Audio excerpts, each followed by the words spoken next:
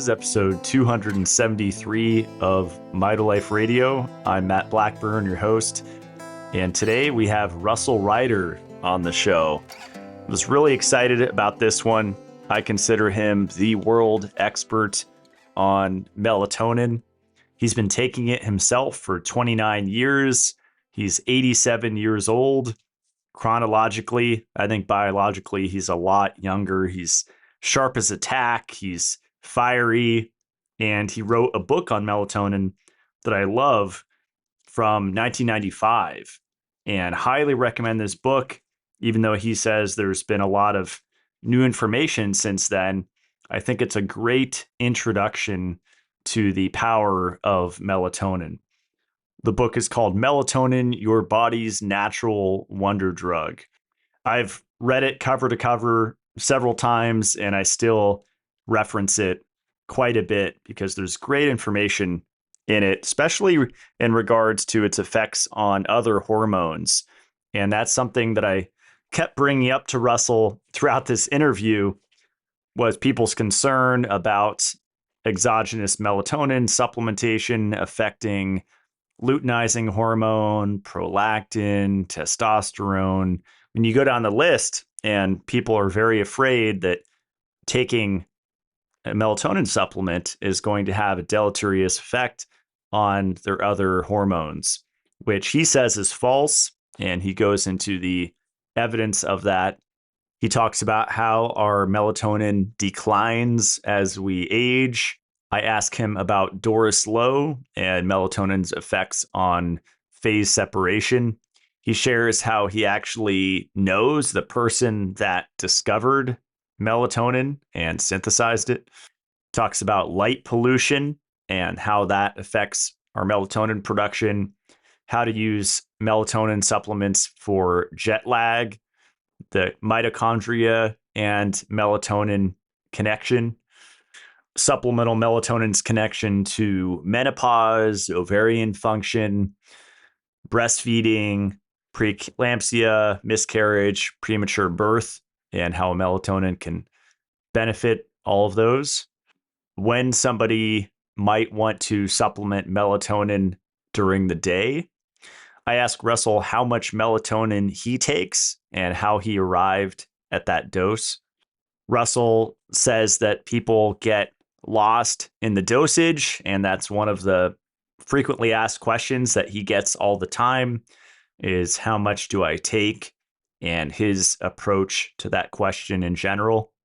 Melatonin's potential use in agriculture and all the research that's been done on product yield, flowering, root growth, etc. I ask him about powdered melatonin supplements versus encapsulated melatonin supplements. Talks about the antiviral effects of melatonin and whether that's only due to glutathione increase or if it has direct effects. Then I ask him listener questions, including what form of melatonin is best absorbed by the body, best way to combat bad dreams with melatonin, the epilepsy connection with melatonin. Is melatonin dependency a myth? Can supplementing melatonin help the body produce more of its own? And does supplemental melatonin affect male fertility in a negative way? So let's get into it. Enjoy the show. Here is Russel Reiter. Okay, we're here with Russel Reiter. Welcome to the show. Thank you very much. Pleasure to be on. Yeah, I'm really excited. I was just telling you how much I appreciate you and consider you a mentor. And I've read your book, Melatonin, on the airplane just several times. And I just love how easy it is to read. I read a lot of health books and a lot of it's just over my head. It's overly complicated. The way that you educate, it's clear that you really understand the subject because you can explain it with analogies and simple terms. So I think the book is very good. The only issue is it's outdated. There's so much additional beneficial information we have in reference to melatonin that's been published since that appearance that I've been requested to update it a number of times. It's just a matter of finding the time to do it. Yeah. So when was this book published? It was quite a while back. Say again? Oh, when was this book published? Oh, 1995, it looks like, Yeah, right? yeah. Wow. And man, there's been so much additional information and excellent information, especially within the last decade. A number of diseases and a number of means by which melatonin protects your cells at the mitochondrial level. That has become a very big deal. And protection against free radicals. Everything you do causes free radicals to be produced in mitochondria. And melatonin is now the evidence is strong that it's actually produced in the mitochondria of every cell. So when these free radicals are generated, it's in the right place at the right time to neutralize them.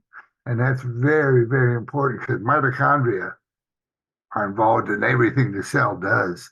Cell can't do anything without them. How did you become interested in melatonin? Long story. I'll make it short.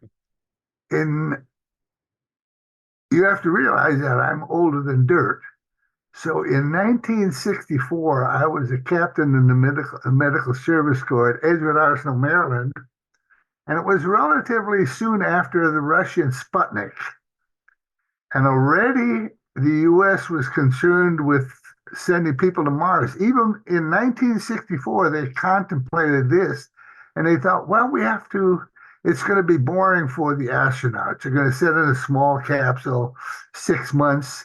So what do? We're going to get them to hibernate. So I was asked to work on hibernation, isolating the factor that causes hibernation in animals with the intent of using it for the astronauts to get them to hibernate. Well, one of the molecules we looked at was melatonin, which had just been discovered, and it had some phenomenal effects, not on hibernation per se, but some remarkable physiological effects.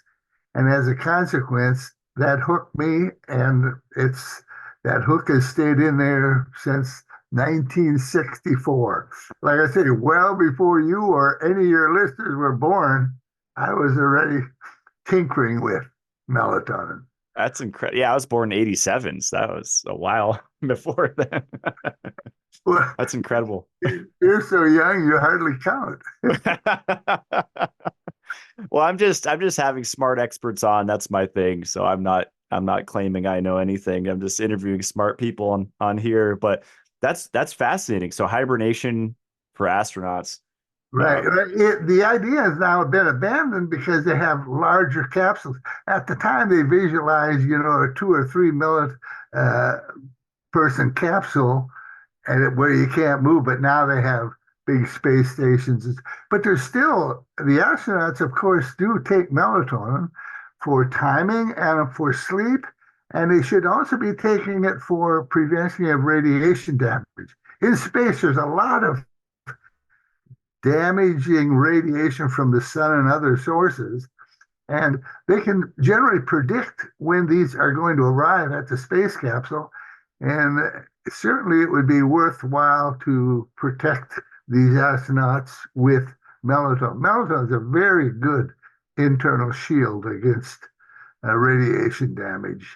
Uh, there's many, many studies. Well, we've written a number of reviews on that with colleagues in Taiwan and so forth about the use of melatonin to prevent radiation damage. that's incredible. And you said timing. Were you referring to circadian timing? Because I wanted to get into that, and I'm sure we will. And now it's trendy on social media with looking at the sun, sunrise, sunset, setting your Right. circadian rhythm, getting bright light in the morning and throughout the day, and then blue blockers at night. And I started doing that, I don't know, 6, 7, 8 years ago.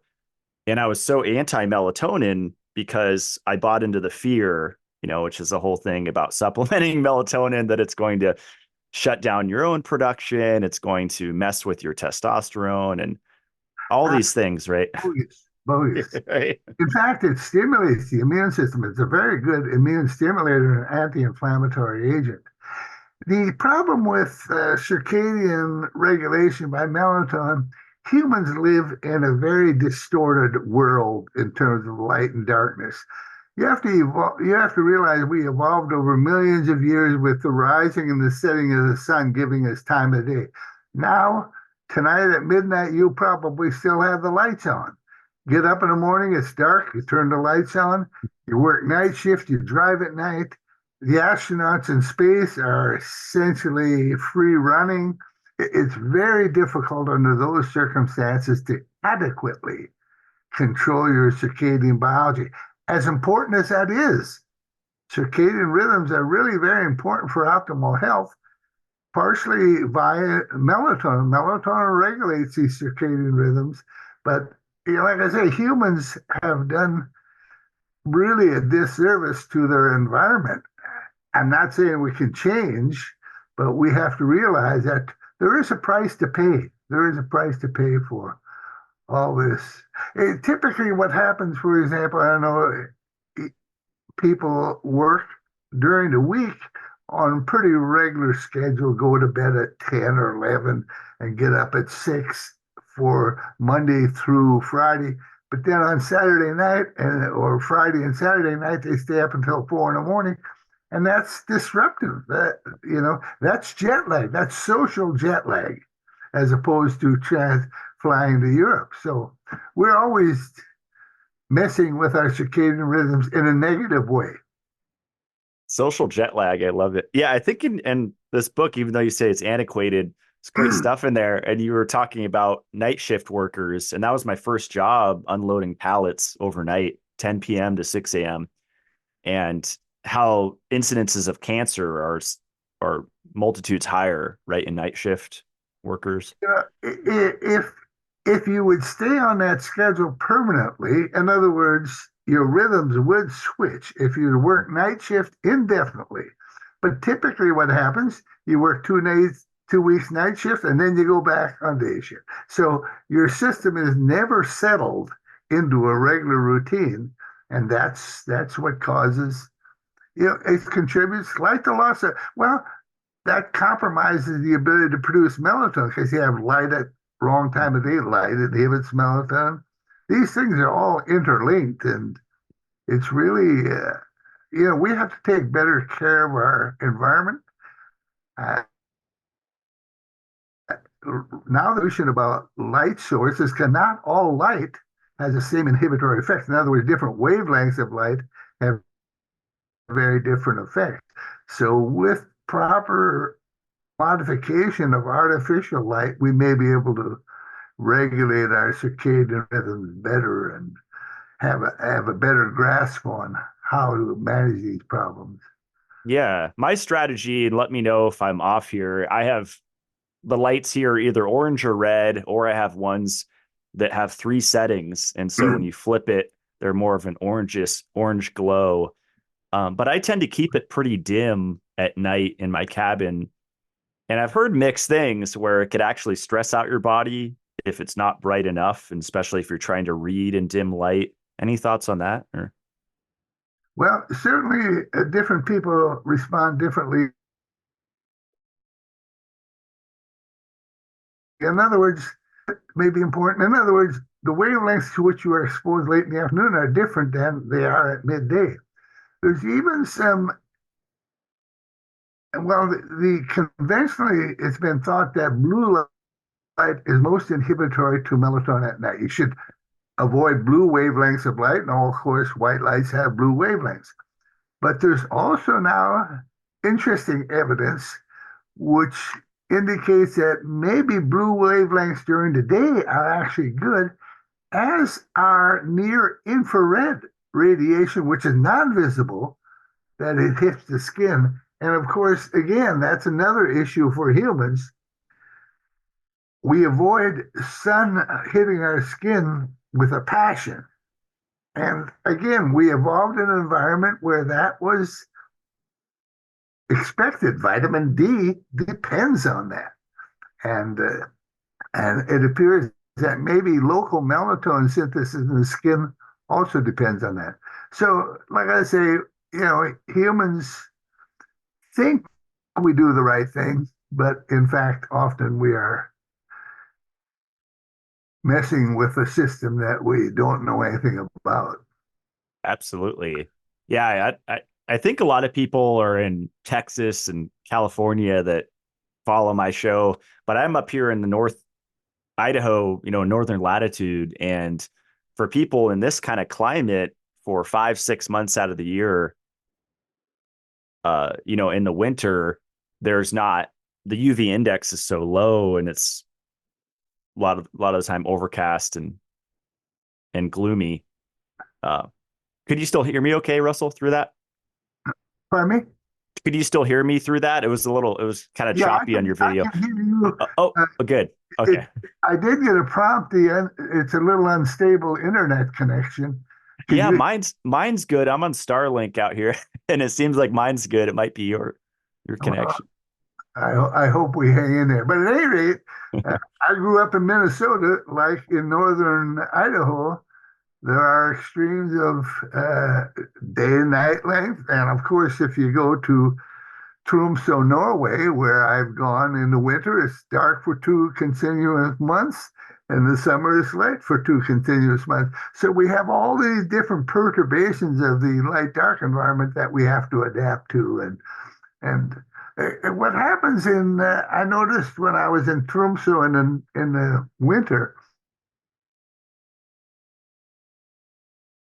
inside. In other words, they don't like to be in darkness for 2 months. So it appeared that every light in every house was on, at least when they were awake. Yeah. So again, it's just things we are doing to our environment that are unusual.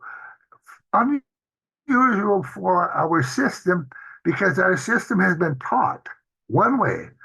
The sun rises and the sun sets every day, but at a certain time, maybe with seasonal adjustments, but we don't allow that to happen. We just don't allow that to happen anymore. So what if someone's relatively healthy and they're getting outside with their coffee in the morning or, being outside in the sun during the day, maybe sunbathing, and then maybe wearing blue blockers or doing dim lights or red or orange lights at night. Um, what do you say to those people that say we don't need to supplement melatonin? Because does supplementing melatonin support, even if your supporting your circadian timing, can supplemental melatonin still support that? Yeah. Or, The issue is you have to understand that melatonin production is not uniform throughout your life. When you are born, for the first 6 months, you don't produce any. You get it maybe from the breast milk, but women no longer breastfeed, or that's not fair. Less commonly breastfeed now. But at any rate, as you age, your levels dwindle. You're still very young, but at my age, I can assure you, because I can measure it, when I was 55, I was essentially producing no melatonin. And like I say, I didn't start taking it for that reason, but that's when we discovered it was such a good antioxidant. So, you know, say you shouldn't supplement, you have adequate amounts. That's not true. You just don't produce as much as you age. And everything tells us that this is consequential in terms of deterioration of the cell. I mentioned the mitochondria being very important in the cell. And if you are breathing oxygen, and I hope your audience is, because if they're not, they don't have to worry.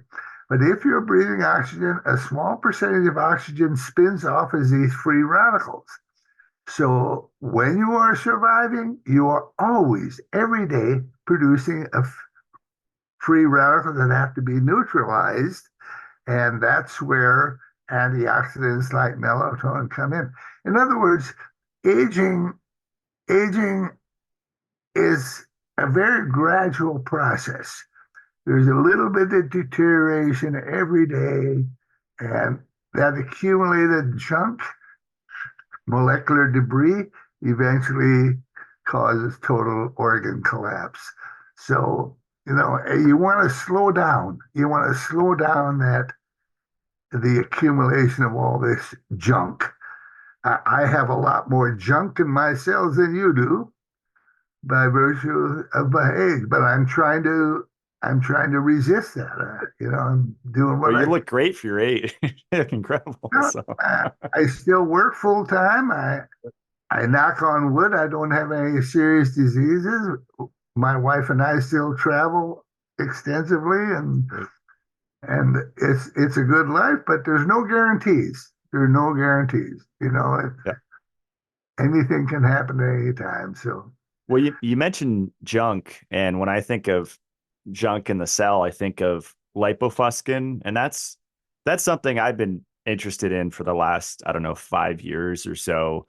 And I just decided to search on PubMed or something, melatonin, lipofuscin, and I was astonished. There was a study from 2016 where they treated rats with 10 milligrams per kilo, and they found lipid peroxidation went down, but their pineal gland cells that were protected from lipofuscin accumulation, which is like a uh, damaged mitochondria and damaged proteins and lipids that basically fill up the lysosome of the cell, which takes out the garbage. And melatonin protected from that, which just absolutely blew my mind. again, I don't want your audience to think it's magical or mystical molecule. It's just a very, very good, wholesome molecule that is beneficial to your cells and defers, prevents again is a very strong word. It prevents as much as it can. There's always some. We're all going to age. We're all going to die. It's just a matter of how we get to that end point. And what I certainly want to do, and I think everybody wants to do, is maintain good health. When I die, I want them to say, "What did he die from?" "Well, he died from nothing." "What do you mean? He's just dead." He died nothing. I want to die of nothing. And you know, again, obviously that's facetious, but uh, we don't want to live 15 years with Alzheimer's disease or Parkinsonism or fighting cancer or anything.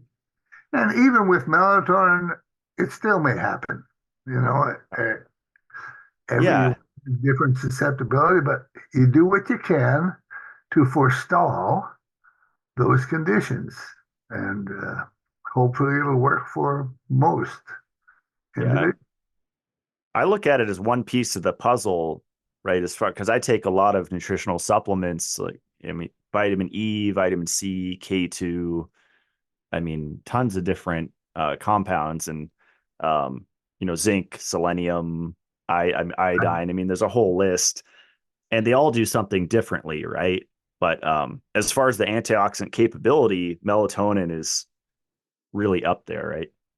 Certainly, a lot of Americans are taking more and more supplements, obviously, and I have no strong objection against that. Vitamin C, vitamin E, vitamin D. Like I say, vitamin E, we never get out in the sun. Yeah, B complexes. I'm not promoting it, but if people take them, and I think physicians now are realizing that also because when you list the supplements you take, they always ask you how many medications you're on. They never argue against them.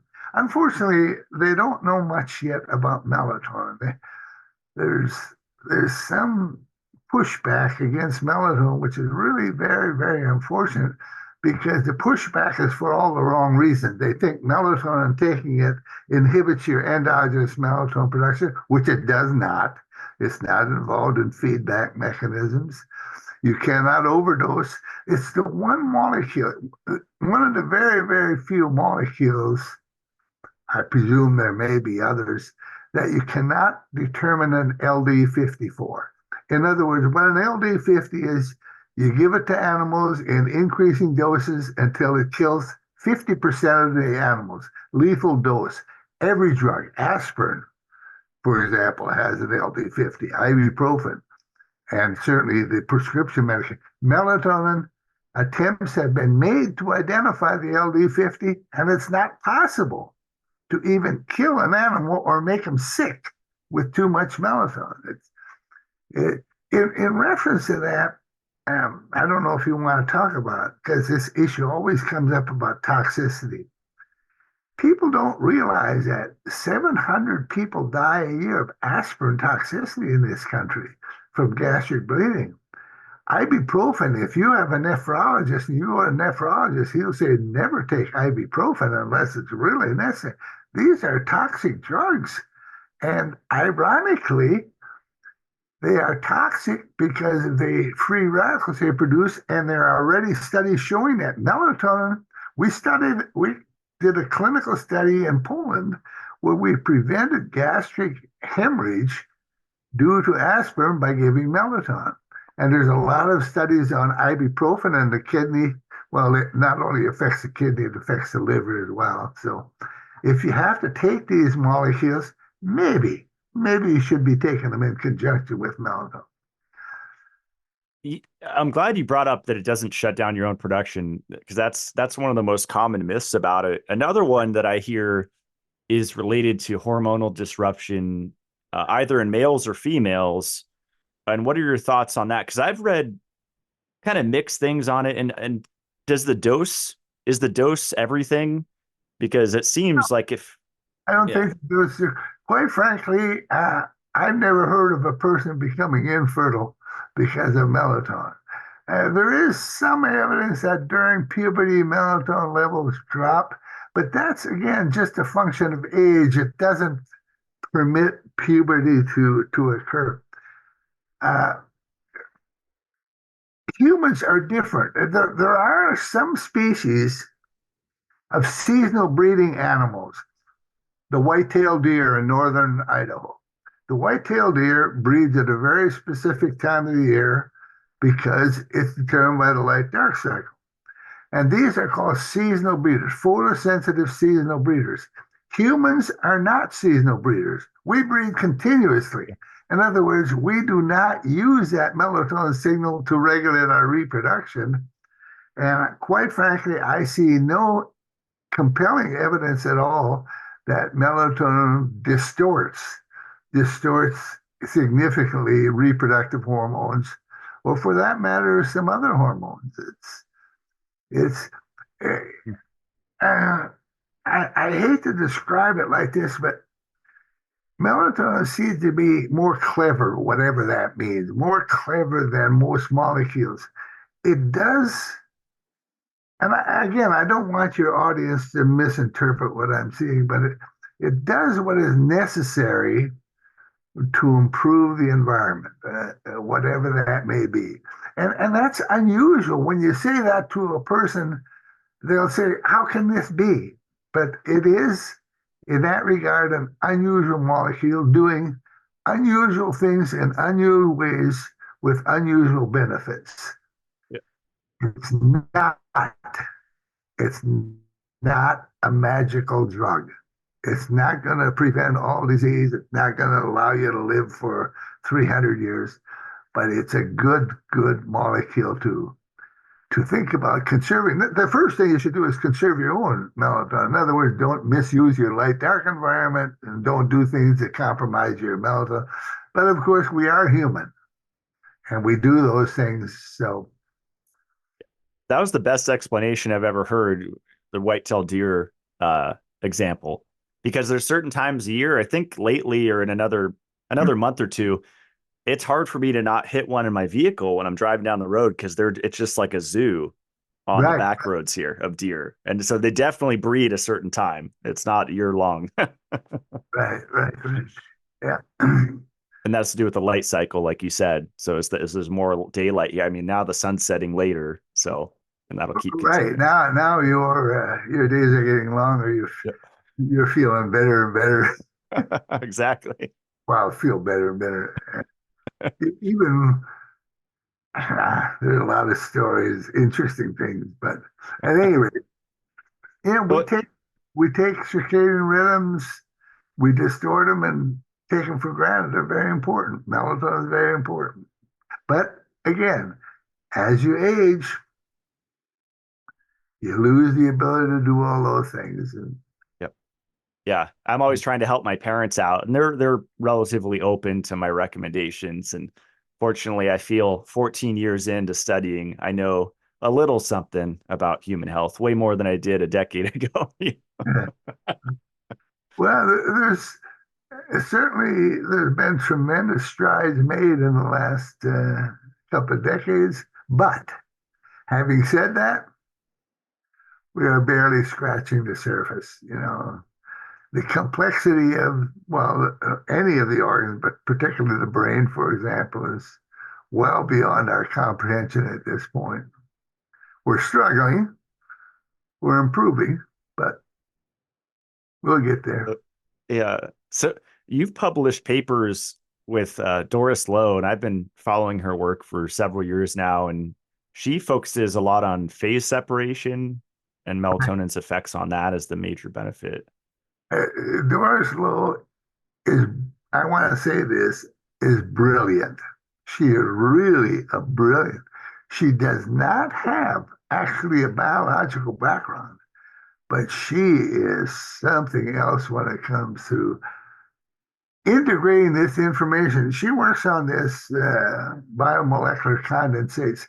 And this is a relatively new concept that molecules within cells organize into packets, very short-term packets for interaction. That's what these biomolecular and then they dissolve, and they're always moving around. And if you can label them, you can see these flashes of light in the cell where this is happening. And the control of that by melatonin would be remarkably, remarkably interesting because we know so little about these condensates. But anyway, if her papers are really in-depth analyses of these interactions, and I think, like I say, I really encourage her to go forward because she's dedicated. She's more dedicated than a lot of the scientists I know, even though her background is not biological in the strictest sense. Yeah, it's incredible work, and a lot on infection too. And we won't say the word, but do you think it has supplemental melatonin has efficacy for certain infectious diseases that humans could get? Yeah, because it stimulates the immune system, there's always been some reticence about using it if you have autoimmune disease, which is overstimulation. But again, the published data suggests otherwise. Lupus erythematosus, well, there's so many autoimmune diseases. There are dozens and dozens of autoimmune diseases. But melatonin does not seem to have negative effects. In fact, seem to be beneficial. As I mentioned before, melatonin is very clever. We don't know how or why, but it knows what to do somehow. And that doesn't mean, again, it's the perfect molecule every time, every place, always. It's a good molecule, a very, very good molecule. Yeah. Well, I wanted to go into dosage a little bit because, and it's interesting you mentioned that humans are different because a lot of melatonin studies are rodents, right? Or different animals, which are nocturnal. So I wonder if that translates to 100% Question. to human. Yeah. I was asked when we discovered melatonin as an antioxidant in 1993, the first issue that came up is said, well, Dr. Reiter, the problem with antioxidant melatonin is it's low during the day when humans are under stress, using a lot more oxygen and free radicals. That's when the damage occurs. It's backwards, and that was a difficult thing to resolve it initially. But now we know that melatonin, there's two sources. There's circadian production of melatonin by the pineal gland, which is released in the blood, and all your other mitochondria and all your other cells produce melatonin for their exclusive use, which is never released in the blood. It doesn't impact your circadian biology. only your pineal melatonin rhythm impacts your circadian biology. But the difference between, even with regard to sleep, melatonin has been tested for sleep in nocturnal animals and diurnal animals, and it has the very same effect. It promotes sleep. Uh, Again, we don't understand all the nuances of how it manages this, but I don't think the nocturnal diurnal species is an issue at all. I mean, I just you have to understand. I've been with melatonin so long. I knew the person who discovered melatonin. He's a very good friend, Aaron Lerner. I knew all the principles for the first 20 years, and I know many of them now. And we're talking about some very clever people that have been doing a lot of work and coming up with the same conclusion. It's Yeah. I remember that was one of my favorite parts of your book. You were talking about when it was first synthesized and that story. And I think they originally tried to extract it from, was it bovine pineal glands, but it would have taken what, thousands or I'm glad you brought that up. Yeah. If you are taking so-called natural melatonin, that would be dangerous. You don't want to extract from brain tissue of a dead animal that may have Jacobs-Creutzfeldt disease. Melatonin is very easy to synthesize, a very simple, and that makes it very inexpensive and very pure. That's the other advantage melatonin has. It's very inexpensive and very pure. Also, now there's something called, well, I don't want to mention the product, but they claim they extract melatonin from plants. yeah. Melatonin is available from plants. Uh, We discovered melatonin in land plants in 1995, and the literature was ignored. It was totally ignored for 10 years. Last year, there were more publications on the importance of melatonin in plants than in humans and animals. In other words, this is a massive, massive area.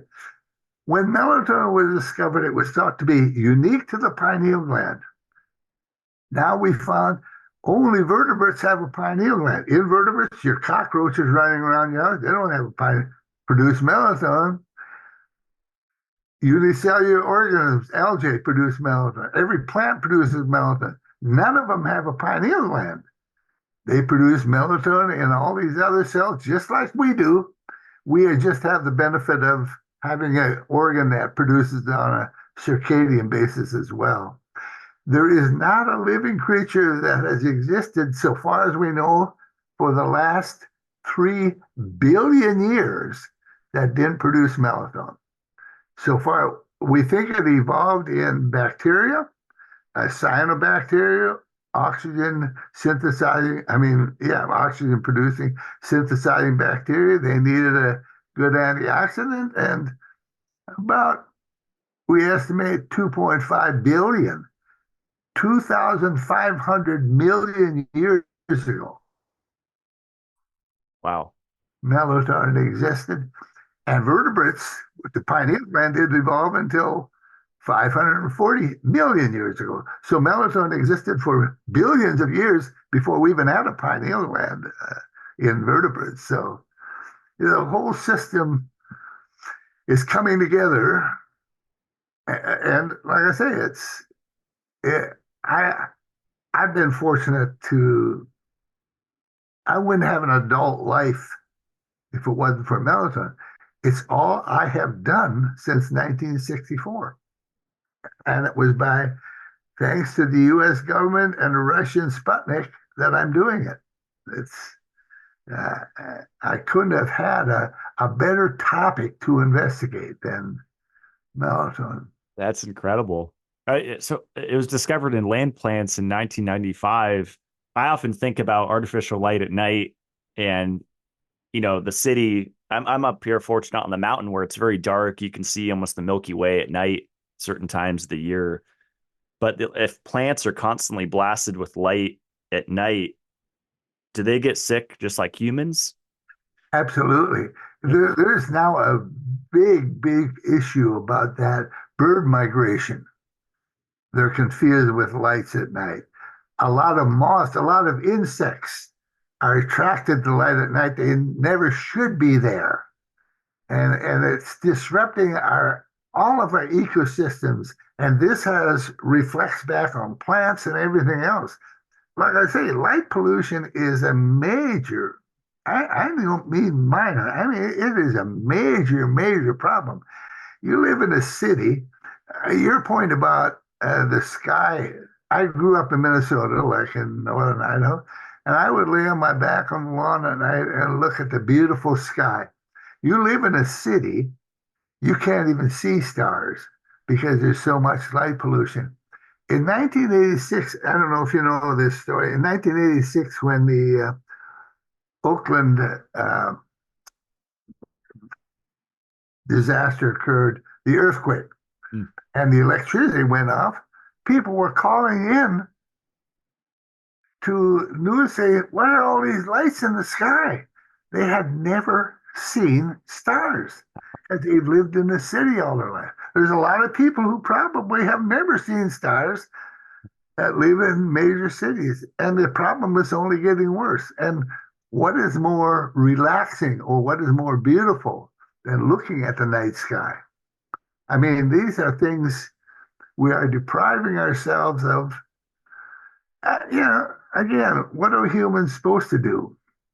I don't know, but we've got to, now, and the other thing I remind people of, Mars has a different, they don't live on a 24-hour clock. So when we get there, our circadian rhythms are going to be, whoop, what's happened here? It's not a light dark cycle of 24 hours. Now it's a different light dark cycle. So we have to begin to think about how to accommodate all these variations like we do on Earth because we're destroying our environment. We're destroying our light dark environment. We're destroying our nutrient environment. We're destroying our environment, period. Yeah, I was listening to a Elon Musk interview last night, and he was saying we must become a multiplanetary species, meaning have a Mars colony, not to leave Earth permanently, because people have that idea like we're ditching this planet, but just to have a plan B if a solar flare or a cataclysmic earthquake or volcano or whatever happens, it could wipe out human civilization in a blink of an eye. It's interesting that you mentioned that because this week happens to be a pretty serious geomagnetic flare from the Earth. And again, this is very relevant to our people in space because they and they're exposed to high radiation. But these issues are always on the mind of scientists and could happen, could wipe us out. A big geomagnetic flare would wipe out everything, and we couldn't grow fruit, and we couldn't do this, and we couldn't do that. So yeah, we're seeking other planets on which to live and making them more like Earth. Well, we're going to do it no matter what, because just out of our curiosity. But I mean, that's what humans do, which is good, which is good. But we may need that refuge in the future also. Well, the sun is going to burn out in, I think, 9 million more years. I won't be around at that time, so far as I know, but yeah, we have to plan for the future. Absolutely. I had a few friends reach out to me the last few weeks, and they were talking to me about their jet lag from flying from the East Coast, east to west and back and forth. And they forgot their melatonin, and they're like, oh, I would have felt so much better. As far as jet lag, what kind of dosage do you recommend people take with them? Like, because Yeah, that's the fascinating point for me. Like, I want to talk about higher dosing in a bit, but I know most supplements are 3 to 5 milligrams or something. Which, so, first of all, if they have a choice, they should always fly westerly. In other words, if you want to go to Europe, go to Hawaii, go to Singapore, then to Europe.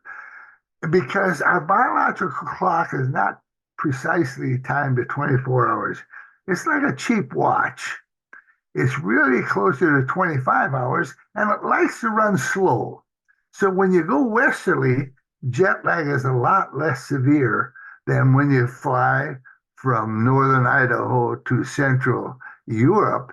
You're shortening your night and your clock has to make major adjustments. But what dose is optimal? I think in that range that you mentioned is quite adequate. That dose is adequate for adjusting the circadian rhythms. It may not be enough to prevent all the free radical damage you are getting from, but in terms of setting your biological clock, those doses are fine. The problem is finding the right time to take them. If you take melatonin at the wrong circadian time, you may actually totally disrupt your circadian rhythm. It's a little bit like sleep. Melatonin is not a soporific. It does not force you to sleep like prescription drugs. It's an effect on the circadian system, and as a consequence, it doesn't benefit everyone if they take it at the wrong circadian time. It's estimated that maybe 65% of the people who take melatonin for sleep benefit, but a lot of people don't benefit at all. And the same, I suspect, with jet lag, because it's such a complicated issue in terms of when to take it. You mentioned bright light exposure in the morning. That's also a very good treatment for, because that sets your clock. When you get to Europe, you should, rather than going to bed, you arrive in the morning, you're sleepy, you say, well, I'll go to bed for 2 hours. Not a good idea. Get some sunlight and get your clock reset as fast as possible. It's The the irony of it is your clock can adjust about 1 hour a day. So when you fly from Idaho to Central Europe, it's about 6, 7 hour adjustment. So you fly to Europe, you have jet lag, and it dwindles over the week time. And then what do? You return. That's the time you should start to enjoy your time. You no longer have jet lag, but you return. So I always recommend when you go to Europe, stay a couple of years. it's hard for me to leave paradise up here, so I've never been to Europe yet, but In reference to jet lag, uh, your animals are so much smarter than we are. The birds don't migrate from the United States to Europe. Go south and north. They stay in their time zone. They're not stupid like we are. We are saying, well, we're going to go to Europe, but the bird says, I'm not going to go to Europe. I'm going south, north. Interesting. Yeah, the hummingbirds just started coming out, so I've been Yeah, giving them their sugar water. amazing birds, amazing. All go to central and fly long distances. Yeah, it's incredible. Wing beats of multiple wing beats per second. You talk about free radical damage. I don't know what the melatonin levels are in these little devils, but they've got to have some mighty great protection against free radicals because their muscles are just working over time. I love watching them. Yeah. Well, I found a study this morning. I'm always looking up melatonin studies. It's just fun for me. And um, I I found it said 5 milligrams of oral, just fast release, what regular melatonin causes plasma levels to remain 10 times higher than physiological levels, even 6 hours after administration. That was a Deacon Probably 1995. so. Certainly, I think all those doses have to be in the pharmacological range Mm. as far as blood levels go. But I remind you that within cells in the mitochondria, the concentrations are much, much higher. We always tend to base everything on blood levels. In reference to melatonin, blood levels are certainly important, but they're not the gold standard for determining how much melatonin is actually in the body. Within our mitochondria, when they have been measured, the concentrations are much, much greater than in the blood. Again, when you take 5 milligrams, your levels go higher than physiologically at night. But the amount of melatonin in your blood at night is excruciatingly small. Picograms per milliliter. Picogram is just such a in such a remarkably small amount, it's hard to imagine it's even important, but it is. It is. But nevertheless, again, the half-life of melatonin in human blood is around 40 minutes. So at 6 hours, it should not be elevated. But again, this is really not relevant. Mhm. The half-life in the cells depends on how much stress you are under. In other words, how rapidly it's used as an antioxidant. So there's a lot Interesting. of things, and there's a lot of things, we misconstrue, misrepresent because we don't understand all the nuances of the system. And Mm. again, I want to remind you again, melatonin is not perfect. It's bloody good. May not be perfect.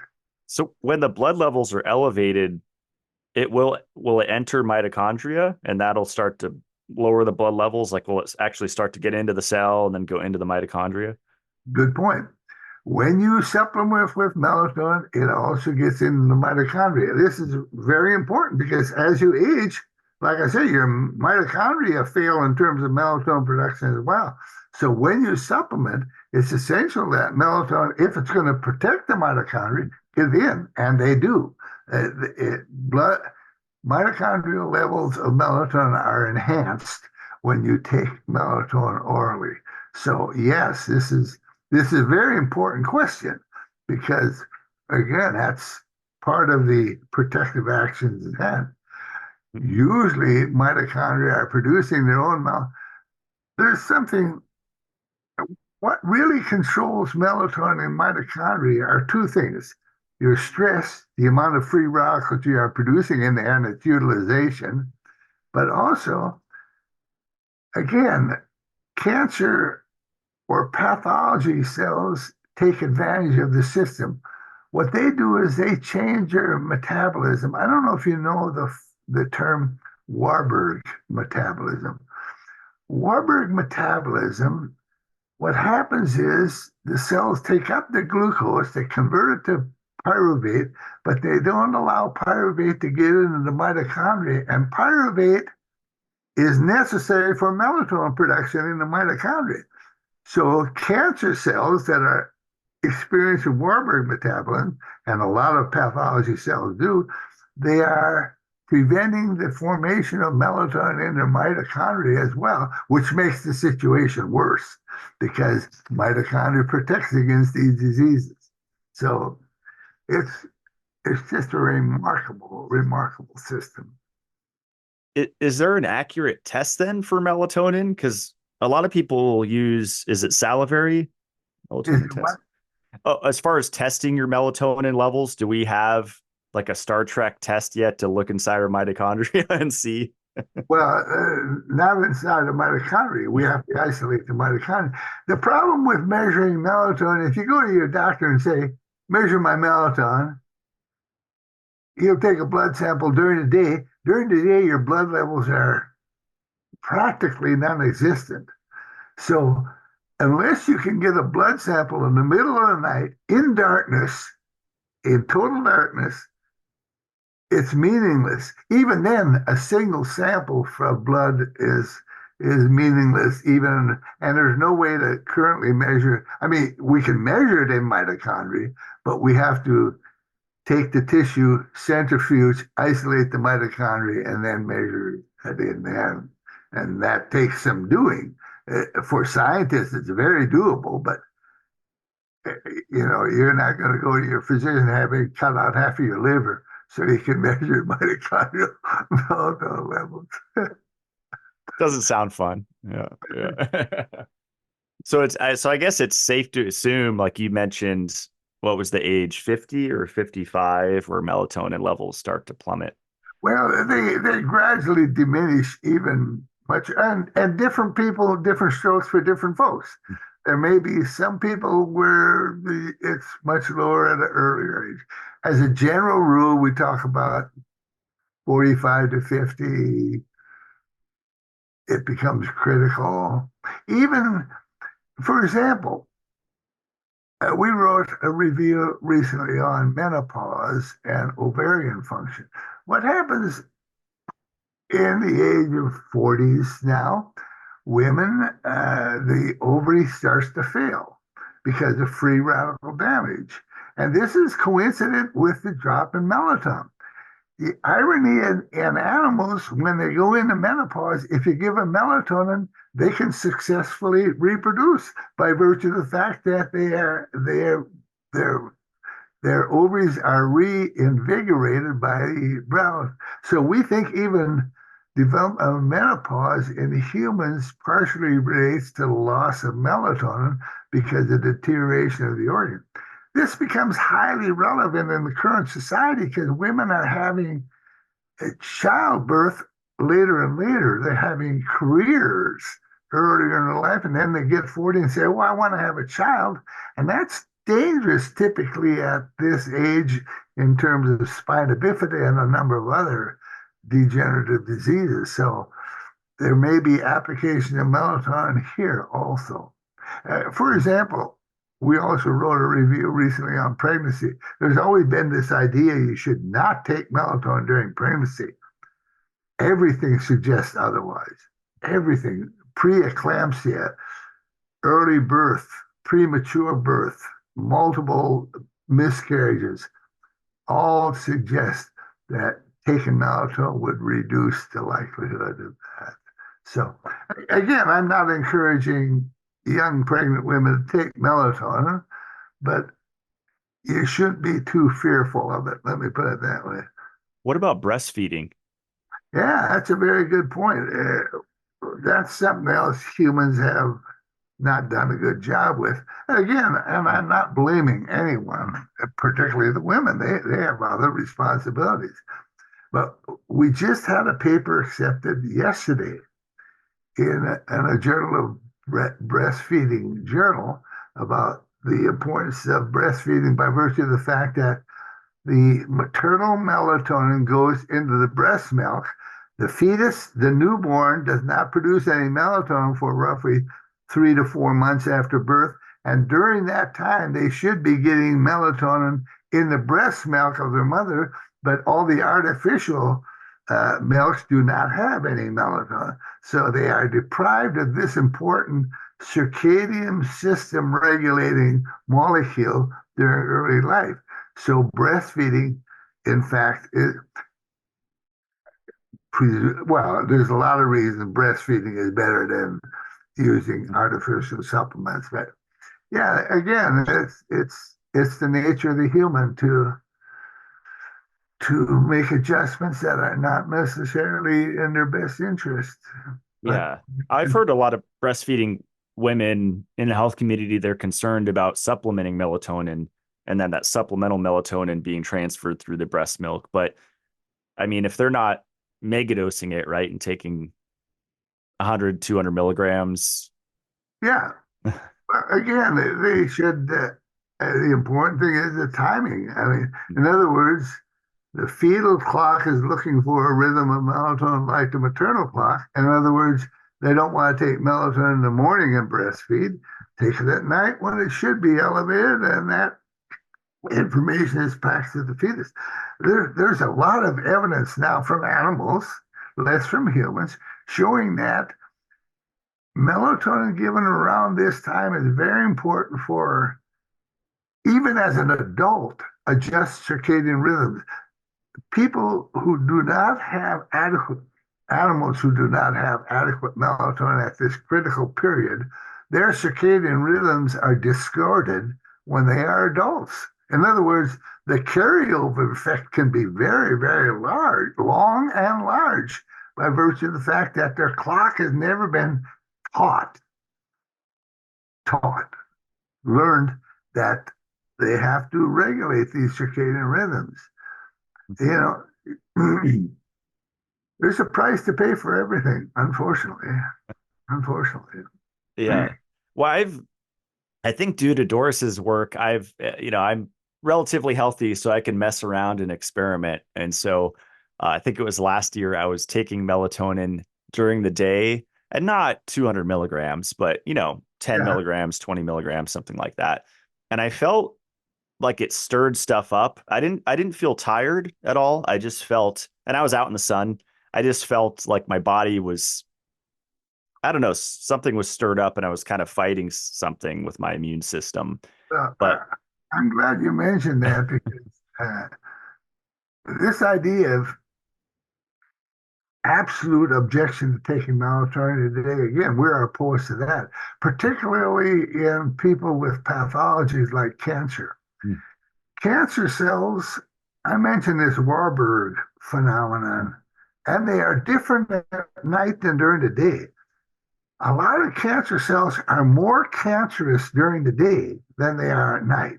In other words, they are more aggressive growing during the day.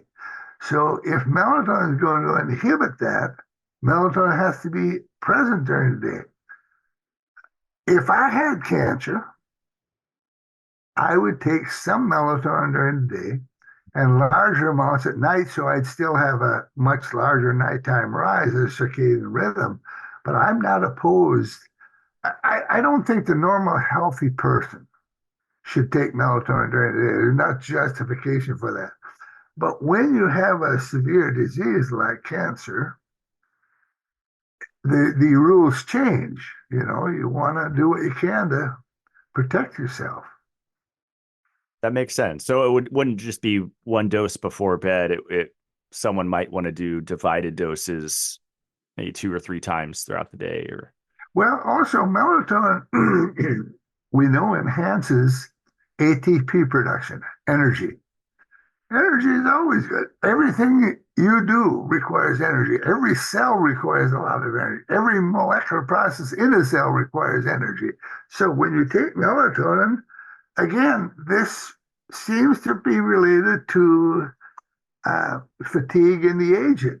They are producing less melatonin, they are producing less ATP, they have less energy, and you know, I can go on and on and on. I worked with melatonin so long that I think the whole world revolves around melatonin. It does not, but I have a good working knowledge of.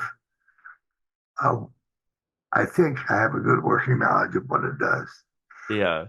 Well, so what about people that feel groggy or, fuzzy headed, supplementing melatonin in the morning?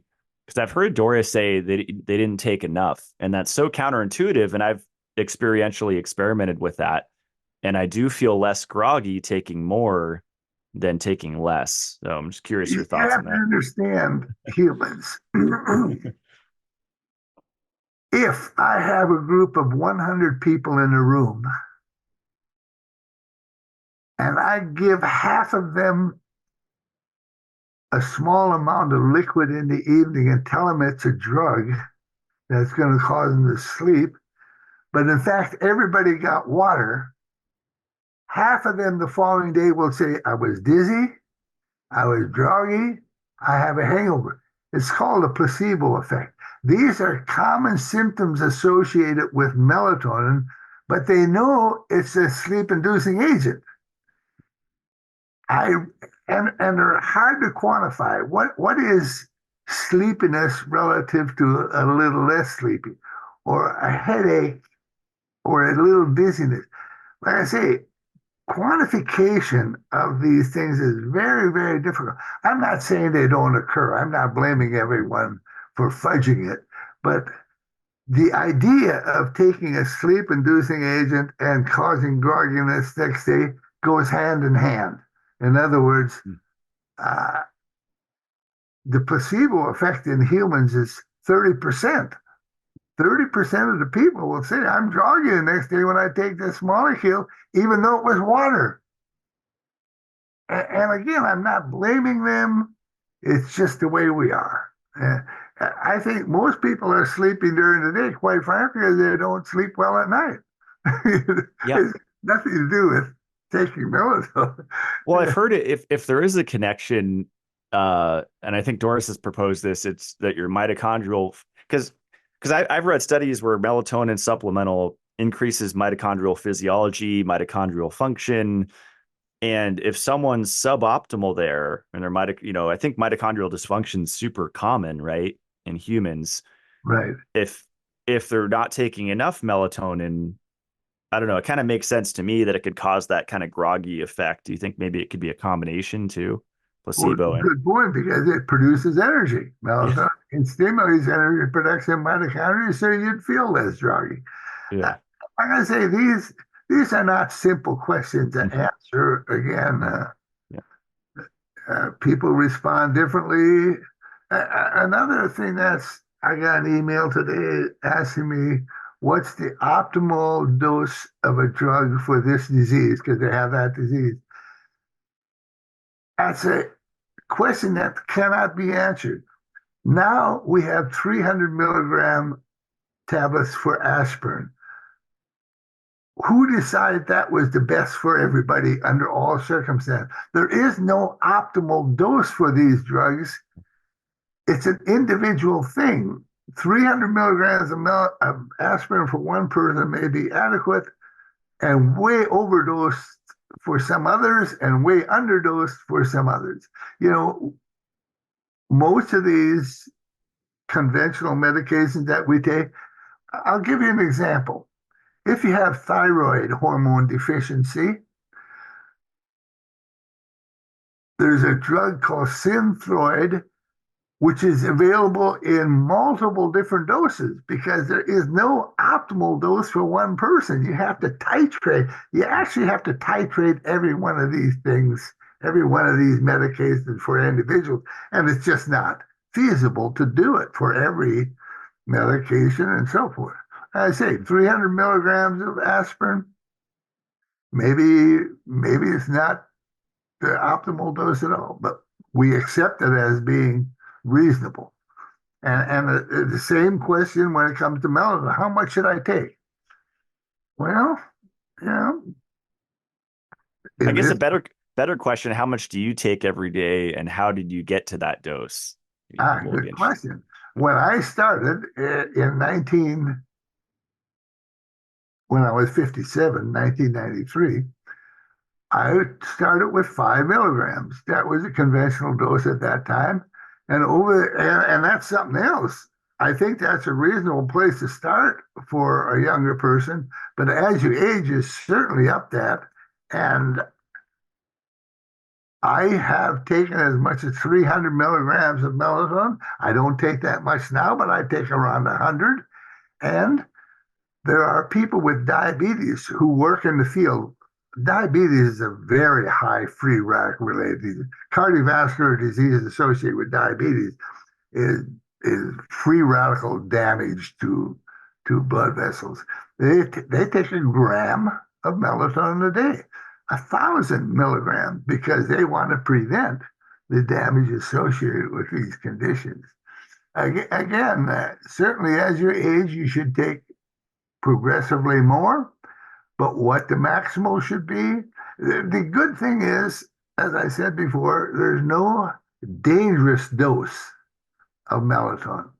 You're not going to, well, no animal has ever been killed by too much.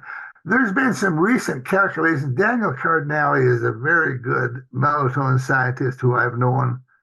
He and I worked together for 50 years in Buenos Aires.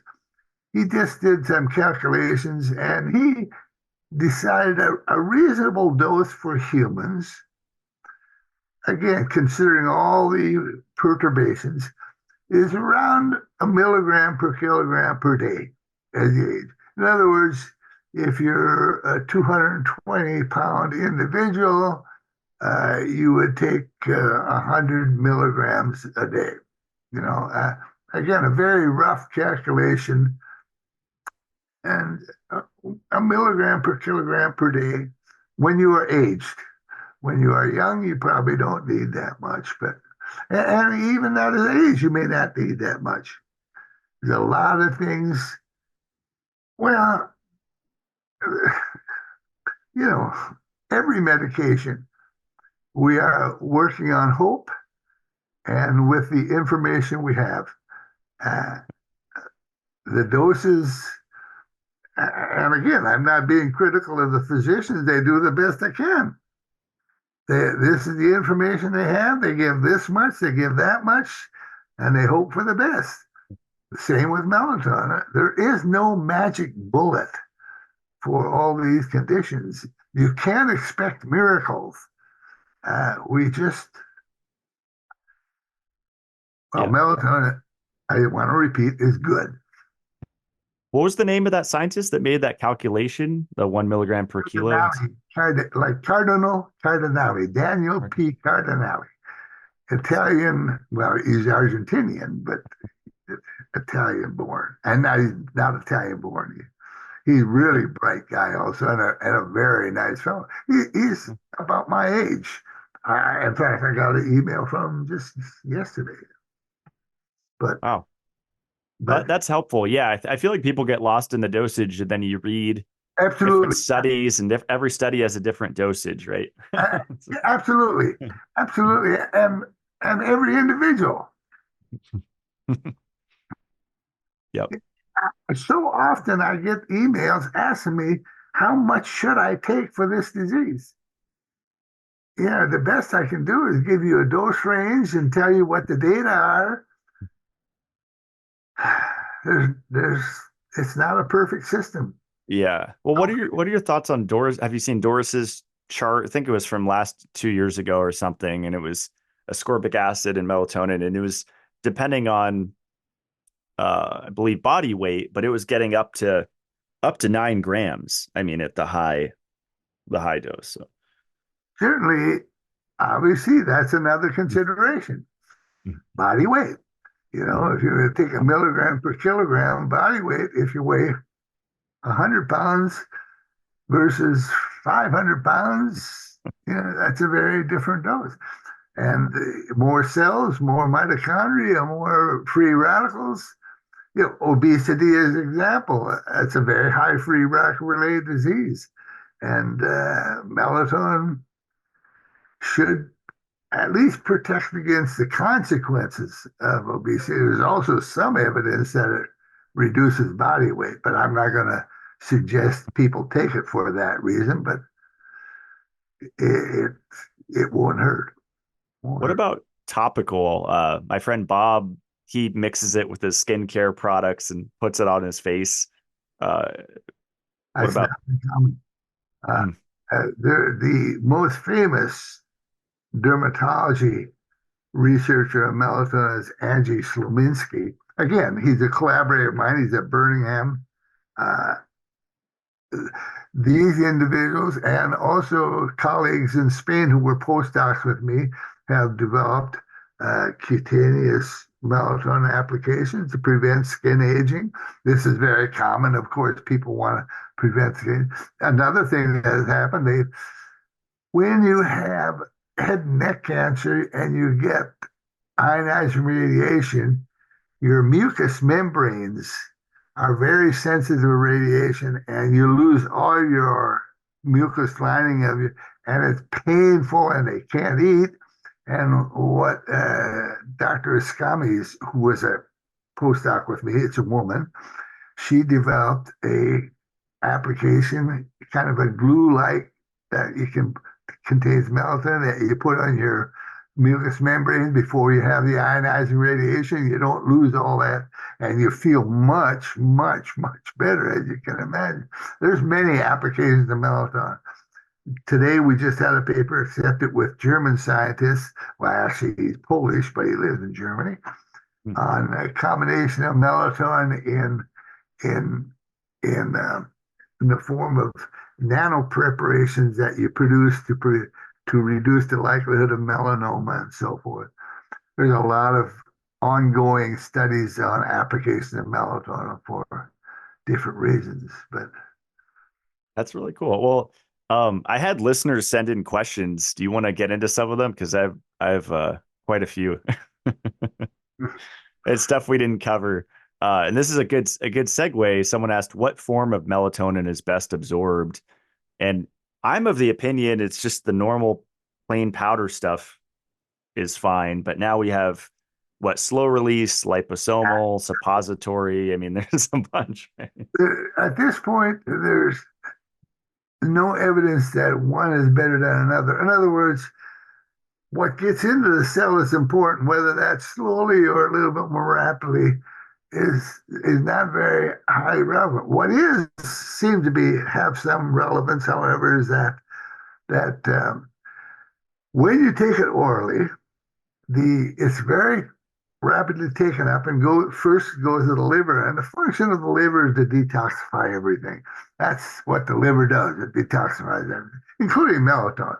So it reduces your bioavailability. So some of the new nano preparations, they are sequestered in a preparation where it gets to the liver and the liver doesn't break it down as fast, so it's more readily available throughout your cell. Likewise, the same reason taking it sublingually is more bioavailable than swallowing it, because then it goes throughout your body before it goes back to your liver to be detoxified. So it exposes the cell to higher levels. So there are things that improve outcome and improve bioavailability. Bioavailability is certainly an issue, but uh, I think what's going to happen is these nano preparations are going to become the big thing because it preserves the melatonin in where everything can't destroy it real easily. And again, nanotechnology for medicine has become a very big deal. A lot of drugs now are sequestered in that way, so they are more available and directed to a specific site and so forth. So these are all applications. So I think I've heard you or Doris or someone talk about how the gut bacteria love melatonin, and I've read studies where oral melatonin supports the proliferation of healthy flora in our intestinal tract. Would the liposomal or micelle or nano encapsulated, does that bypass the good bacteria in our gut, like pretty much starving them Yes, yes, yes. of yeah. Uh, but I'm glad you mentioned. Uh, I'm sure you probably know something about gut microbiota. You know, in the last decade, the organisms of the gut have become very important clinically in terms of many remarkable diseases, including neurodegeneration. And one thing all these bacteria do is produce melatonin. Melatonin is produced in the gut microbiota and gets into the system as well. And this has been very, very beneficial. The vaginal microbiota, lung microbiota, gastrointestinal microbiota, skin microbiota, all these microorganisms I mentioned, it's a billion-year-old molecule. They all produce some melatonin, and how this is all going to play out in terms of health but certainly people are now having fecal transplants. I don't know if you know what fecal transplants are, where people collect fetus, put them in like people who smuggle in heroin. They put them in plastic bags, swallow it, and then they dissolve. Yeah, it sounds a little bit unusual, but uh, feces is not innocuous. It is something that is good for our system, and that's why probiotics have all become so popular. Not all of them are beneficial, and I don't know much about probiotics, but the point is that what's in your gut, in all these microorganisms in your gut, seems to be something of something of great importance. Absolutely, yeah, it's a whole world. This is an interesting question. What is the best way to combat the bad dreams that occur from supplementing melatonin? Have you had people ask you that before? The bad what? Like nightmares, bad Ah, dreams? this is kind of interesting. The nightmare issue.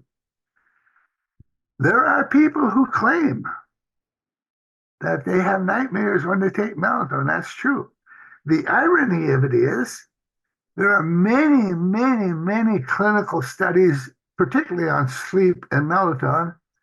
Never do they mention nightmares, and certainly the clinicians would mention them if they occurred.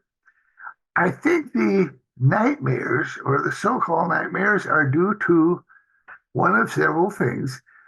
First of all, I think that melatonin has some structural similarities to some illicit drugs, lysergic acid, for example. And it may have some effect under certain individuals to cause nightmares as they describe.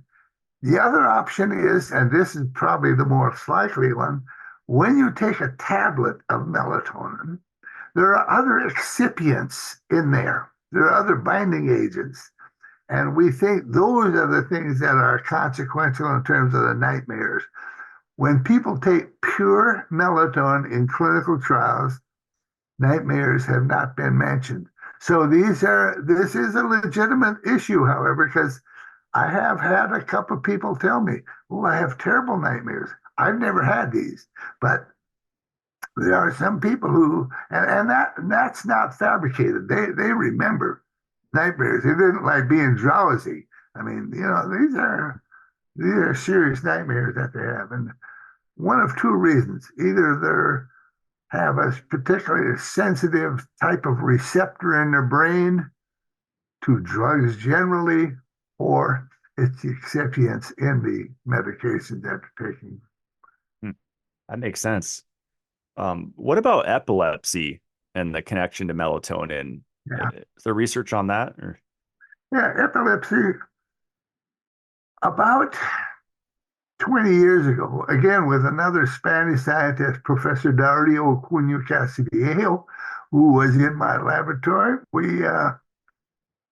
he returned to Spain and had some patients with what is called West syndrome, intense myoclonic seizures, a specific type of epilepsy.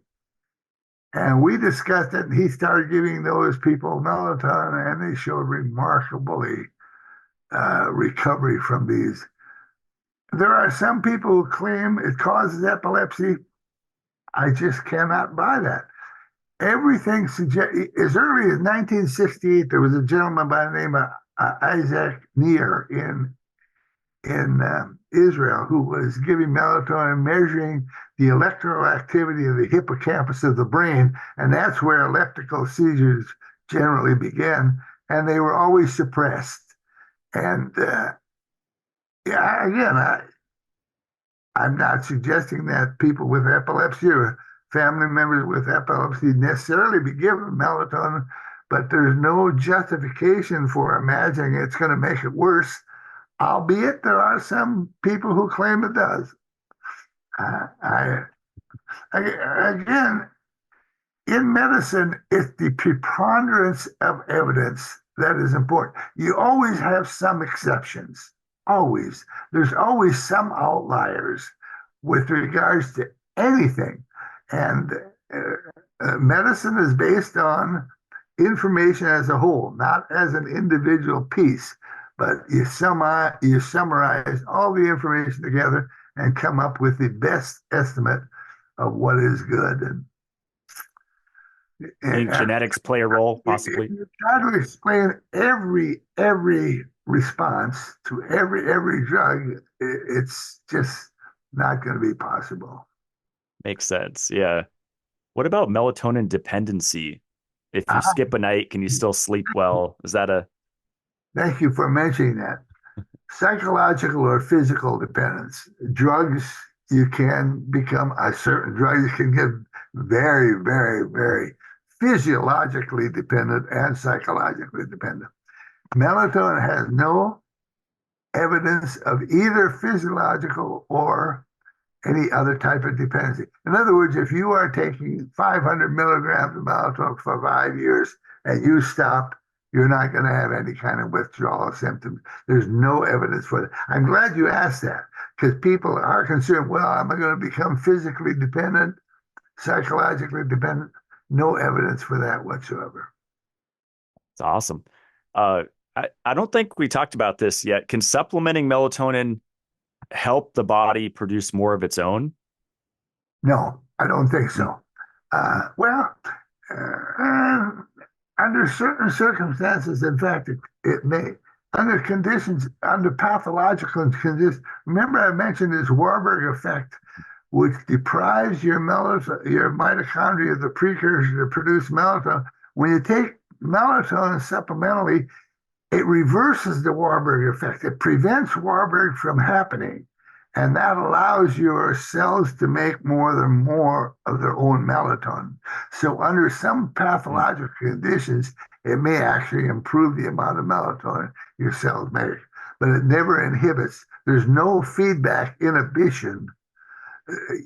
Endocrinologists always, if you take corticosteroids, you shouldn't do it for too long because you inhibit your ADH and your adrenal cortex atrophies and so forth. This is classic feedback. Melatonin is not involved in any feedback mechanism. Melatonin does not feed back to inhibit its own production. It's Mm. There's no evidence whatsoever for this. And there It, are some, go it's ahead, not sorry. like a conventional endocrine organ. In fact, I There's describe it as an endocrine organ. in my health community, a lot of people take progesterone, pregnenolone. I think there are other hormones that don't have a feedback, right? But TRT is one of them. If you start Yeah, injecting testosterone, you need to stay on that, right? definitely. Well,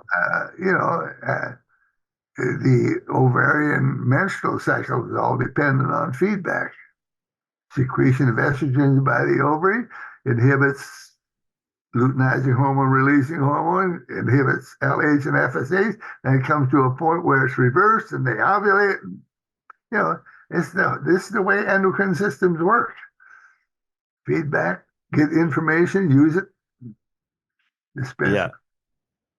So, someone asked, does supplementing melatonin affect male fertility, specifically sperm motility? They read a study that it slows it. Again, false. Everything. I'll give you a good example. Cadmium is a heavy metal. That's a major, major, major problem throughout the world. In fact, sperm motility and activity has decreased to the point where many people are concerned with the long range prospects of extinction of the human because we don't have any viable sperm. There's so many toxins, there's so many disturbances in our environment that are impacting our ability to reproduce. Cadmium is a good example. It's a very toxic molecule that's now widespread in our environment and shuts down your testes. We just showed a paper. There's now several papers on it showing that the toxicity of cadmium at the level of the sperm can be prevented with melatonin. In other words, the point is if you have an infertile couple, say 35, and male or female is infertile, they're trying to get pregnant and they can't. They go and get artificial hormone injections and so forth. I would recommend the first thing they do is take melatonin for a couple months to increase the likelihood of preserving the oocytes and sperm. And then, if they fail in their, then they can resort to others. This would be a more natural means. I think people are becoming infertile. Again, all this is free radical based. Heavy metal toxicity, aluminum, iron. There's a Yeah. lot of bad Mike, chemicals. plastics, right? Now, soil pollution has become common throughout the world, and there's again, we're always exposed to this type of thing. So Yeah. I think cheapers, I'm overselling melatonin, but let me put it this way: it's hard not to oversell it. The downside of melatonin is minuscule, so far as we can tell, is minuscule. Do you think microplastics and plastics in our environment are a real harm to reproductive health? The what? like plastics, like xenoestrogens. Absolutely. Microplastics, that's becoming another very big deal because plastics in the environment actually don't disappear. They do break down, but in very, very tiny particles. There's a colleague I have in Sergio Minucci in Naples that we just published a paper on microplastics prevention of toxicity with melatonin. Not in humans, not in humans and animals, but microplastics are an incredibly big deal now because, I mean, there's so much of it. There's so much of it. And I don't know if we're ever going to be able to get rid of it. All we can do is slow down the pollution. I think I've read a study like sauna helps, sweating in a sauna like 3 times a week. Right, right. So, like I say, I've got I've got melatonin solution for everything, and I don't think that's true. But I remind your audience, it's really a wholesome molecule. But Really a wholesome molecule. let's say a couple doesn't want to get pregnant. Like I have friends up here, and they almost just from looking at each other, they had another baby. And so if you have a couple like that that wants to use, say, birth control, can melatonin help? Like as far as taking a ton of it? No, Could no, okay. I don't think melatonin. I don't think will ever be a birth control. Unfortunately, no. Beneficially, it'll enhance the likelihood of a successful pregnancy. Uh, the interesting thing about your question is that I mentioned that there are these seasonal breeders. The deer, the white-tailed deer in northern Idaho, they depend on the changing light-dark environment and duration of the nighttime, because that changes the duration of melatonin, and that synchronizes their reproduction. And as a consequence, it was thought in the 1970s that maybe melatonin could be used as a birth control agent. But again, humans are not seasonal breeders. We can take melatonin, it doesn't affect it. But it does protect the oocyte. At the time of ovulation is a very dangerous time for the egg because the oocyte has to escape the ovary and that has to break down the membrane, and that's free radical based. So the oocyte at that time is exposed to a lot of free radicals. So what does the oocyte do? It produces its own melatonin. We now know that the oocyte produces melatonin and protects itself from a lot of damage that occurs during that time of fertilization and implantation and so forth. So, Wow. Have you heard of gardeners using it in their soil? Like I have a greenhouse here, geodesic dome. Have you heard of gardeners like putting melatonin, around their plants and seeing a benefit? it's a great idea. Like I say, I mentioned the amount of research on melatonin in plants, root growth, flowering, size of them, product yield, taste of the product, all improved with melatonin. I'm surprised people are already doing that. That is a great idea, really a good idea.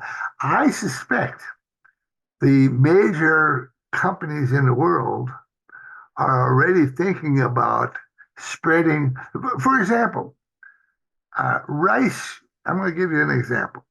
Rice production in the world is expected to drop by 30% in the next 20 years by virtue of the fact that global warming, rice at night requires a drop in temperature to a certain degree to benefit. When the temperature is too high at night, it compromises rice growth. So what with Professor in China, in Korea, we have genetically engineered rice plants to produce more melatonin so they can tolerate warmer temperatures at night. And I think this is going to see a lot of genetically engineering of plants to produce melatonin to increase the amount of apples that a tree will yield, the amount of wheat, the amount of everything. It improves everything about plants. I mean, like I say, I'm so excited about the plant research because I'm collaborating with a number of people in China, Xi and Zhao and others, on the benefits of melatonin in plants. And the fact that somebody is doing this is really remarkable. This person or persons are really up to date. I think that's a very good idea. I think they will have a better flowers. Something else in reference to that, I think what should a florist should do when you cut flowers, they start to deteriorate. Put melatonin in the fluid, let melatonin be taken up, prolong the half-life of the flowers by several days. They'll sell a lot more flowers. So many applications. That's incredible. Oh, there's so many applications. Like I say, I mentioned it's hard to go wrong with melatonin. It's really hard to go wrong with melatonin. I'm gonna have to start sprinkling it around the soil, and I'll have to guess the dosage, but maybe put a spoonful in each of my garden beds. Against the toxicity of all the other chemicals in it. There's so many medication drugs now that people flush down the toilet and they get in the soil. I mean, our soil is just rancid, absolutely rancid. The irony of it is another treatment for contaminated soil is called phytoremediation. What phytoremediation is, there are some plants that are really resistant to these toxins. So you take these plants, you put them in the contaminated soil, they take up the contaminants, and then you destroy the plants. That's called phytoremediation. In 2010 already, we suggested that plants should be genetically engineered to produce more melatonin to be used as phytoremediation because they can be tolerant. And one of the plants that is very tolerant of toxins is the water lily. If you float down a river, the Nile River, because it's so polluted, the water lily flourish. And those are plants you can put in a very toxic environment. They'll take up all the toxins, then you destroy the plants, and now you have clean soil. It's a pretty indirect way of doing it, but it's doable. Phytoremediation. Wow. Melatonin for phytoremediation. Wow. Fungus too, right? Aren't they using mushrooms for environmental pollution? Absolutely. Absolutely. That's fascinating. That's awesome. Well, any plans to add to your book or revise it? Or yes, indeed. Well, any plans? I cannot tell you how many people have asked me to update it. It's just a matter of finding time. I write and read so much on pregnancy. In other words, I have so many ongoing projects right now. Right now, I'm just completing an article on melatonin and neurodegenerative diseases. And, and I told you we had one accepted yesterday on breast milk. And so I've got all these projects lining up, and the book is not a low priority, but it hasn't become the highest priority. And it should be a higher priority because more people would benefit. But time is everything to me. Yeah. Would you say it's still 80% accurate, 90% accurate based on new information that you've learned? Oh, yeah. I think everything in there is accurate. It's just so outdated. There's so many more applications. I see. I don't think anything in there is erroneous. So what is there is good. It's just that you have to realize in 1995, this was only 2 years after we even discovered melatonin as an antioxidant, and it's the year melatonin was discovered in plants. So you can see that the amount of information that it does not include. It's just phenomenal. I mean, the field of melatonin is absolutely mushrooming. uh, for plant biologists, for clinicians, and yet it doesn't receive the clinical emphasis I think it should because it's there's a couple problems with melatonin. Cheap, non-patentable. Pharmaceutical company has no interest. They don't care how effective it is. They can't make any money. They can't patent it. I think this is the biggest drawback melatonin suffers with in terms of clinical advances. Again, I'm not blaming the clinicians. Clinicians are educated by the pharmaceutical company. The pharmaceutical company sends representatives to their office and says, use this drug for this and this and this. They never go in there and say, use melatonin. It ain't going to happen. Pharmaceutical companies are not going to advance melatonin. And that's the type of thing we need. We need some enthusiastic support other than, well, us, the people working and there's now more and more, I get more and more emails from physicians certainly asking me about because they can no longer ignore the massive information that is being produced. I just thought of a question when you were talking about how it's cheap and non-patentable. I've bought it both encapsulated form and just bulk powder form. And being an antioxidant, if it's not encapsulated, like it's not insulated from oxygen and it's just in a bag where you're opening and shutting it and oxygen's getting into the bag, Good can point. melatonin, can it oxidize over time? But certainly it's very stable. It is very, very stable unless it's in liquid form. But nevertheless, you should protect it from light and from oxygen, keep it in a container, and uh, that is always a concern. But it has a very long shelf life. Pure melatonin has a very, very long shelf life. So it's not easily oxidized, obviously. But all these things have, and this brings up something else. Again, this is going to be my last story. 2014, Ebola, West Africa, hemorrhagic disease, free radical based. There's this massive interest in how to reduce free radical.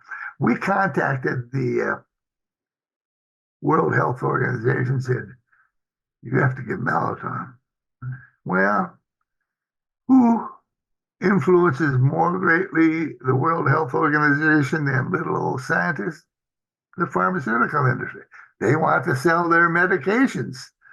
And as a consequence, we never got very far with that. But we think Ebola, well, melatonin is very antivirus, very antivirus. It's used for COVID. There are 250 publications on melatonin for use in COVID. Influenza,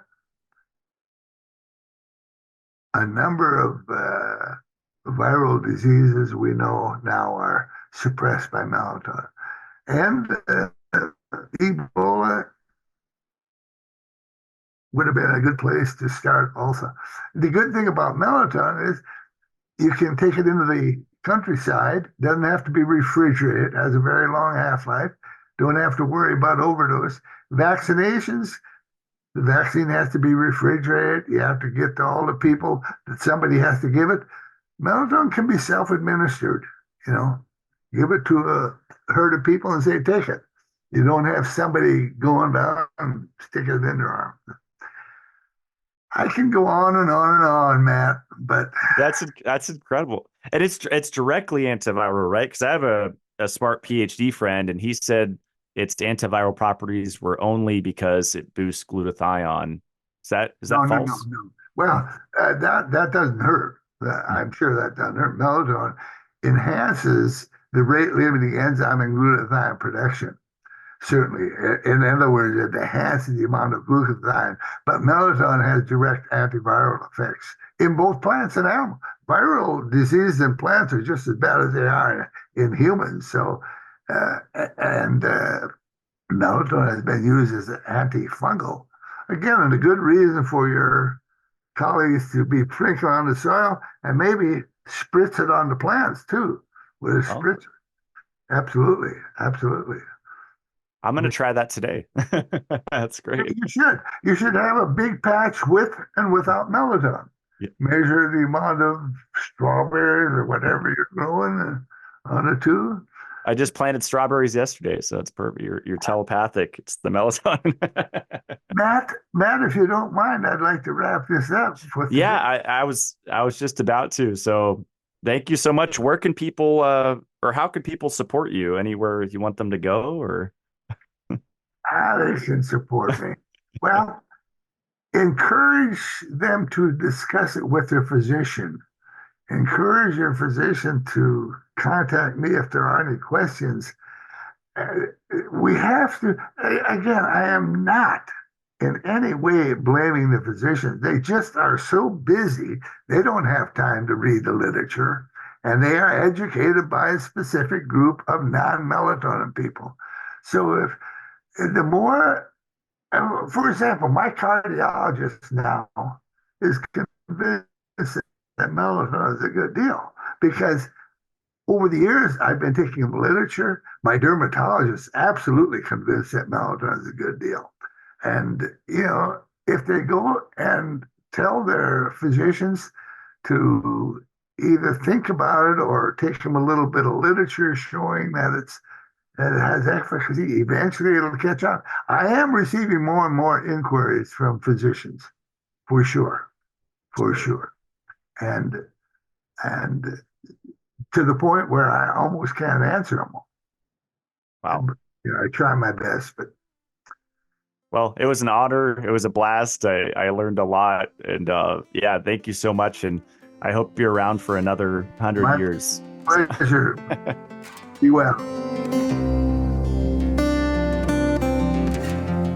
It's really inspiring to listen to people that are in their 80s, like Russell, but are so sharp and articulate and even slightly aggressive. I could tell he had some testosterone still flowing through him.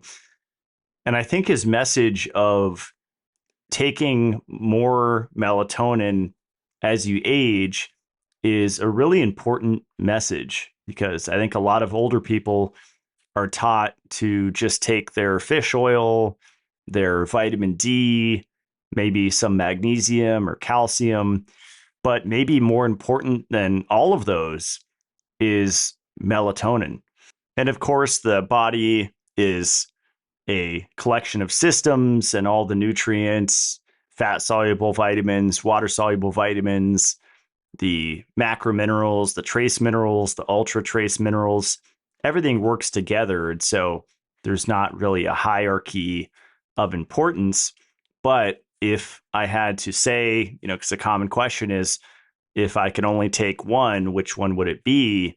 I would avoid fish oil, not for the reasons that are commonly talked about in the natural health community, that most of them are oxidized, et cetera. It's the lipofuscin accumulation that's the biggest issue with fish oil. But melatonin, if you are aging chronologically or older people, on the front of Russell's book, it says combat aging, boost your immune system, reduce your risk of cancer and heart disease, and get a better night's sleep. And I like that that's at the bottom, the sleep piece, because often that's the first thing that people think about when they think of melatonin is that it's a sleep hormone. But obviously it does so much. And even Russell's book from 1995, the amount of information there alone is incredible. And then you add to it all the recent studies, and it's just wild, all of the effects of melatonin. I think Russell mentioned the negative perception towards melatonin, often from doctors and healthcare practitioners. But I see it so often on social media where all of these myths are perpetuated, specifically that it shuts down your body's own production. which is false. And I also like that he talked about the white-tailed deer and seasonal breeders and how humans are not seasonal breeders. So a lot of the hormone disruption that people on social media talk about with melatonin is incorrect because you can't apply that research to humans. So if you want to learn more, definitely check out his book. Like I said, I've read it several times. And then also search Russel Reiter on YouTube and listen to his other interviews. There's a bunch of them, and he actually says different things in each one, which is a sign that someone really knows what they're talking about if they're sharing different aspects of information in every interview. A common question that I receive is, what melatonin brand or product do you recommend? And this goes for all nutritional supplements. My recommendation is always look for minimum to no excipients. So a lot of people don't understand you can't fill capsules 100% because then the product would be crazy expensive. So to get the active ingredient at whatever, if it's the Mitolife supplement, it's 5 milligrams or 50 milligrams, you need to use something with it to nail down that dosage per capsule.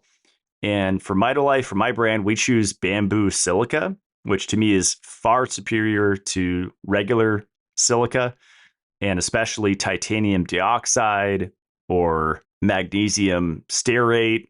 Silica has so many benefits, and I've noticed my hair growing so much faster since increasing my consumption of specifically bamboo silica. So that's one tip if you're looking around, not only for melatonin, but any nutritional supplement out there. The second, more advanced recommendation is, even if you live in an area that recycles, I don't, look for a biodegradable bottle. That means that your supplement bottle should break down in a landfill, not in hundreds of years, but actually in several months. And Mitolife fits that criteria. I pay extra per product to have each one in something called Bio Bottle. My friend Adam over at the company Lifeblood, based in Canada, does the same thing. I think that is the future. The amount of plastic that we're adding to our environment from nutritional supplements is just ridiculous and unnecessary. And if I have the choice between a brand selling in regular plastic and this material that actually breaks down in the presence of bacteria and UV light, like at a landfill, I'm definitely going to go the biodegradable route. And I think you should too. So those are some general tips for you when you're shopping for any supplement.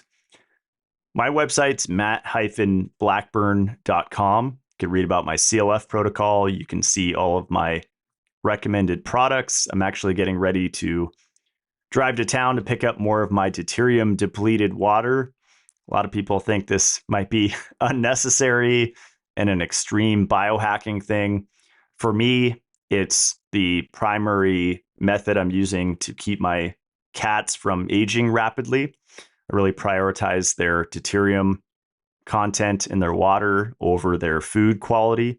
Although you can argue that both are important, I would argue that the deuterium is the most important thing for aging. And especially if you don't have much control over what your animal eats, maybe they're free range like my two cats and they might catch a bat or a squirrel or a bird and get exposed to who knows what. Or if they're just picky, I really think the water is really good to give to your animals. And I drink it especially when I'm sweating in the sauna. And that's a really effective way to quickly deplete your body's stores of deuterium, which is heavy hydrogen, which inhibits ATP production and mitochondrial function in general. Sweating in a sauna plus the light water is just an incredible combo that I love. And because it's technically distilled, there's not a heavy mineral content in there. I'll often combine that with Kintone or the little mineral shots from Shen Blossom, which are essentially the same thing. My brand is Mitolife. You can find that at mitolife.co. We're actually having a Mother's Day sale that ends in a few days. So currently it's 20% off all the products. And under our wellness tab, you will notice we do sell melatonin, and I make sure it's very affordable. It's before discounts, $10 for a 60 capsules of 5 milligrams. And a lot of people like to start there because then you could experiment with your dose and try taking more, try taking less. I think 5 milligrams is a good minimum, no matter what age. Obviously, not medical advice, but I think that's a great place to start. And then you could increase from there if you want to experiment. I'm personally taking a lot of it. I'm taking the 50 milligram dose, and I take 4 of those every night. So I'm actually taking 200 milligrams every night, and I feel great with that amount. So I recommend, as Russell said, don't get too caught on the dosage, experiment. And even if you don't buy the Mitolife brand, I hope that you give melatonin a chance. And especially with your parents that are aging, or siblings or loved ones or whoever, where you're concerned about maybe heart disease or diabetes or different cancers. Melatonin is very protective against so many conditions. If you check out the other supplements, we have water-soluble vitamins, fat-soluble vitamins. I think that vitamin K2 on its own is underrated. Vitamin E on its own is underrated. And as of posting this show, vitamin E should be back in stock. It's a small batch. As I mentioned, we had 20,000 bottles that we had to send back because the capsules were leaking. So we should have the big batch in if you missed this drop here in a week or two. We have Shilajit tablets, third-party lab tested from Russia. We sell a under-counter drinking water filter that I built from scratch with my friend Austin at Flow Motion Water. Really easy to maintain and effective drinking water filter. So I recommend purchasing the filtration unit plus the premium install kit, which is the pressurized storage tank and all of the adapters and things that you need to connect it, the faucet. I love that water, and I'll combine that with the light water that I talked about, and it just tastes silky smooth, super clean. Check out the Mitolife Academy. I have a YouTube channel where I have a membership club, $15 a month. You get 2 private videos every month where I talk about my latest experiments, latest research. I often do giveaways there. And then the last day of every month, I do a live question and answer with the members. Please help me combat censorship. I'm pretty heavily censored on all the platforms. So if you enjoy the podcast, please share it with your friends, loved ones. If you have social media, share it on there, and that would really help me out. So that's it. I will see you guys next Friday. Stay supercharged.